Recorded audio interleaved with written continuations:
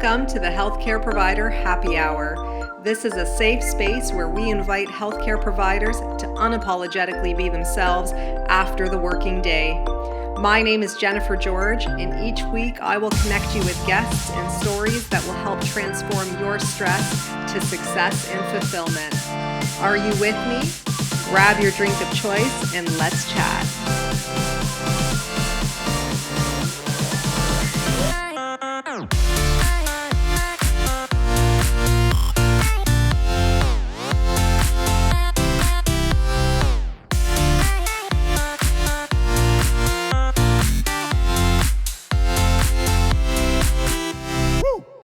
Hey everyone, welcome to the Healthcare Provider Happy Hour. I'm your host, Jennifer George, and I'm joining you this evening with a glass of water.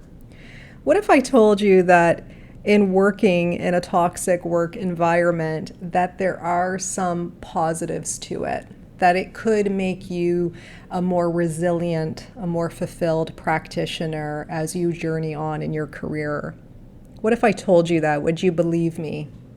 And this might be a hard thing to wrap your head around, and trust me, I know that when you're in it, it's hard to see this part of things, and that's why I'm sharing this with you now. If you are in it and you don't see a way out, you just see yourself changing in a lot of ways, and you see nothing changing around you right now. I just want you to know that I see you, that I've been there, and I know that good can come from this. So one of the things I want you to think about, there's 3 different things I want to chat with you today about the positives of working in a toxic work environment. The first thing is you learn the ability to let go and surrender. And what I mean by that is, as a healthcare professional, we're so used to doing, outputting, that we're not used to just being and letting go of. And what I mean by this is letting go of others' opinions of you, letting go of others' beliefs around you, letting go of the stories that you're telling yourself that others may be saying about you, letting go of trying to control others and trying to make them like you or make them see your way. And not taking things so personally and recognizing that it's not about you or a reflection of you. This is so important because it's so easy to see the toxic work environment that you're in and then think that you yourself are also toxic. Yes, and I'll get into this in the next part, but there are some things that we could be doing to contribute to the toxicity, but it doesn't mean that you yourself are toxic. So the first thing that you will learn in going through a toxic work environment is letting go of others that are making you feel that way, letting go of their opinions, their beliefs, and letting go of the stories that you're telling yourself. And the biggest thing too is also letting go of control that we're so used to having as healthcare professionals. Second, learn from it and learn about yourself through this journey, okay? When you're in a toxic work environment, it's the only way to really know what it is that you want out of a positive work environment. It wasn't until I had been through these toxic work environments very early on in my career did I realize what I actually wanted. And in doing that, it helped increase my self-awareness of where I was trying to resist things that I thought were toxic, when in reality, I just had to learn from them and take those with me. And I'm not saying that if you are in a toxic work environment, the answer is to leave. I'm not saying that at all. But what I am saying is that if you've made the decision to leave, that remember, you have learned a lot in this environment. It wasn't a waste of space on your professional journey. Okay. In fact, it's probably one of the things that is most powerful and most positively influenced you in a weird way, but in a positive way, has influenced you in moving forward in your career. Because when I know that I was in a toxic work environment and I went from one to another and it just got worse, I realized that maybe it was me. Maybe there's something that I'm not connecting with here. Not me as a person, not me as my worthiness, nothing like that. What I mean is just what I want and what I don't want as a part of the work environment that I'm in. Finally, and third, Gandhi, he's notorious for the quote of "be the change you want to see in the world," right?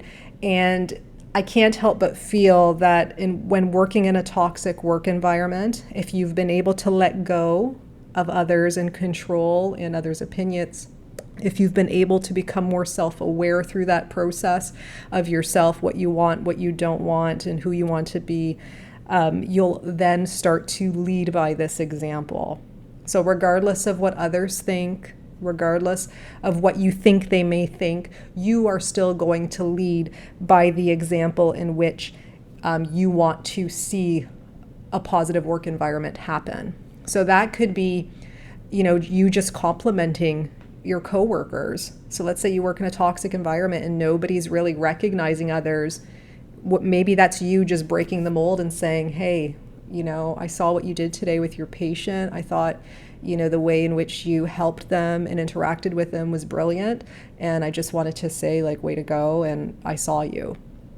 That can go a long way. Okay.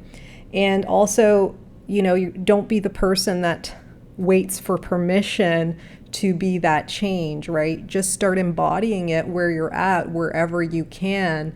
And hopefully this then starts to fan out the toxicity that's going on around you. But it does take leadership. It does take that responsibility on your part and that risk, I guess you can say, in a way, to step out of your comfort zone of being in a toxic environment that's not serving you, that's not making you feel good about yourself, and now stepping in to a role model in a way, and stepping in to lead others. And again, leadership is not from the top down, right? Leadership is within each and every one of us. That's what I mean when I speak of leadership. It's what can you do right now where you're at to make others around you feel better about where they're at and feel better about the environment that they're in. And sometimes that's just you breaking the mundane and disrupting it, but in a positive way for others to connect with. So let me know what you guys think. I know, like I said, it's hard to see the positive in this type of environment, but if you follow, step 1 and 2, you'll naturally fall into step 3. And even if you don't do it in the environment that you're in right now, you know that you will start to do it at some point in your career, okay? You will just start to take that on. But a lot of it stems from our own self-awareness and our own belief in ourselves that we have what it takes to enjoy our journey as healthcare providers and to feel fulfilled along the way.